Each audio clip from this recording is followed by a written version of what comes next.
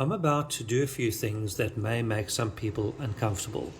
Now, before you click off, this is exactly the kind of situation where most people misunderstand safety. So let me show you what's actually going on.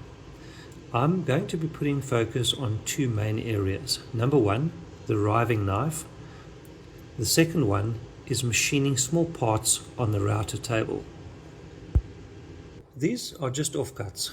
Normally they'd go in the bin, but for this wine cellar project, they're perfect for making the small, detailed parts. The problem is they're too small to handle safely in a normal way, and that's where most people get into trouble. So let's tackle the router issue first. I built a simple jig to take the stress out of machining these small pieces.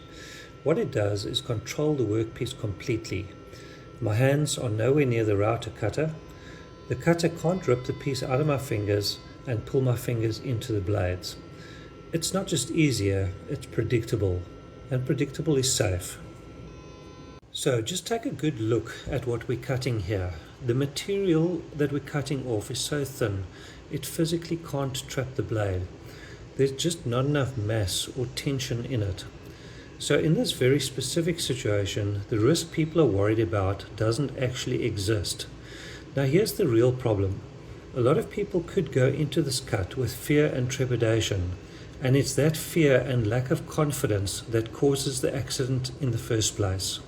Now this does raise a couple of good questions. When is a riving knife absolutely essential?